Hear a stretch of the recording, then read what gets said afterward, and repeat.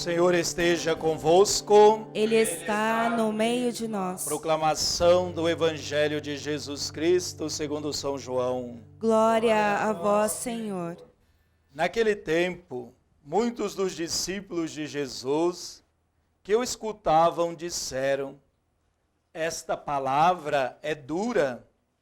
Quem consegue escutá-la? Sabendo que seus discípulos estavam murmurando por causa disso mesmo, Jesus perguntou: isto vos escandaliza? E quando virdes o Filho do Homem subindo para onde estava antes? O Espírito é que dá vida, a carne não adianta nada. As palavras que vos falei são Espírito e vida. Mas entre vós há alguns que não creem. Jesus sabia desde o início quem eram os que não tinham fé e quem havia de entregá-lo. E acrescentou: é por isso que eu vos disse, ninguém pode vir a mim, a não ser que lhe seja concedido pelo Pai. A partir daquele momento, muitos discípulos voltaram atrás e não andavam mais com ele. Então, Jesus disse aos 12, vós também quereis ir embora? Simão Pedro respondeu: a quem iremos, Senhor? Tu tens palavra de vida eterna. Nós cremos firmemente e reconhecemos que tu és o Santo de Deus. Palavra da salvação. Glória a vós, Senhor. Caríssimos, a leitura de hoje do Evangelho, na frase de Pedro: a quem iremos, Senhor? Só tu tens palavra de vida eterna. Anteriormente, nos versículos que antecedem a leitura de hoje, Jesus fala que ele é o pão da vida. Jesus afirma que ele é o pão imperecível. Ao falar isso, o catecismo da igreja, da nossa igreja, 1701 diz: o ser humano, a pessoa humana, foi feita, dotada de um espírito imortal. E a imortalidade do ser humano se fortalece na bem-aventurança. E o que é a bem-aventurança? Fazer o bem e afastar-se do mal. E o catecismo ainda continua: fazer o bem e afastar-se do mal, pela razão o homem acessa a Deus, e ao acessar Deus, o homem escuta a voz de Deus, e Deus o conduz à perfeição do amor. Ou seja, se existe a palavra sina, somos destinados a amar. E o amor eterniza a vida. São João, nós sabemos bem que é o discípulo do amor. E São João, quando Jesus ressuscita, Pedro e João vão ao encontro e João faz questão de narrar que o discípulo amado corre mais rápido. Quer dizer, o amor edifica.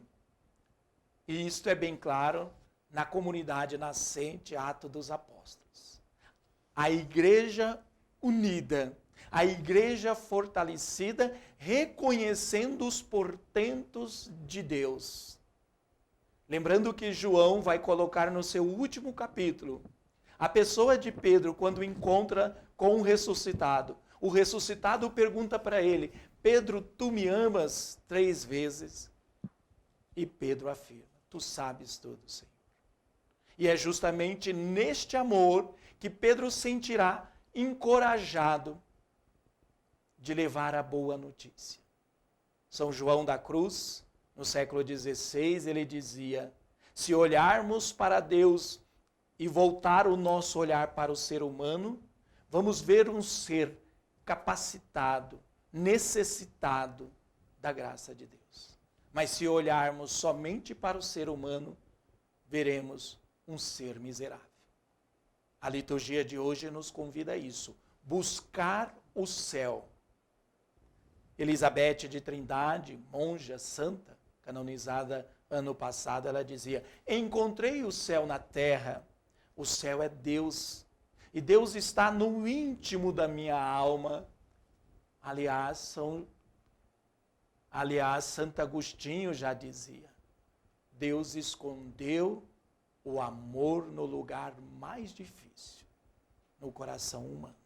Acessar o coração da razão, como dizia Tomás de Aquino, não é o coração da emoção, não é o coração do sentimento apenas, porque para acessar o coração da emoção, do sentimento, Tomás de Aquino dizia, são os desejos naturais. O desejo sobrenatural é a nossa razão que nos ajuda a conhecer, a buscar Deus. Apesar que a nossa razão às vezes é contaminada por cientificismo. Uma vez eu ouvi uma homilia de um padre que dizia: o ser humano afastou-se demais de Deus. Outrora, o ser humano, quando vinha as tempestades, rezava para que os raios não caíssem naquele lugar, a Santa Bárbara. Hoje, o ser humano colocou para raio e não reza mais. E ele dizia, é preciso encontrar o equilíbrio. Não precisamos deixar de lado para raio, mas não podemos esquecer de Deus. E é justamente isso, nas palavras de Pedro. A quem iremos, Senhor? Não podemos esquecer de Deus.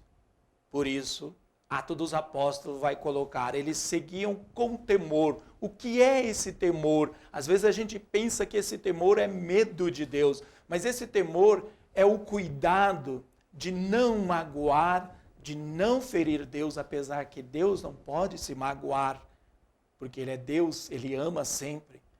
Mas o cuidado de não ferir Deus, a ponto que Santa Teresinha do Menino dizia, o temor me paralisa, o medo de não ferir Deus me paralisa, mas o amor me faz ir adiante. E é justamente isso. Nós somos convidados a amar. Como diz uma música profana, amar como se não houvesse o amanhã. A perfeição humana é o amor. Quando nós negamos o amor, diz o Catecismo da Igreja Católica, o amor a Deus e ao próximo, nós nos afastamos de Deus. Então vamos nos perguntarmos, nestes tempos de pandemia, estamos cuidando do amor? Estamos nos aproximando de Deus, não por medo de ir ao inferno, mas porque não queremos ferir o coração de Deus, a graça de Deus sobre nós? Nos perguntemos, como estamos vivendo a pandemia? Cremos que somos homens e mulheres para o céu ou para a morte, ou para o vírus? O vírus existe, mas como dizia Santo Agostinho, não foi a morte que predominou sobre a vida, mas a vida superou a morte. Precisamos superar este tempo com resiliência, sem fugir, sem se esconder, mas guardar.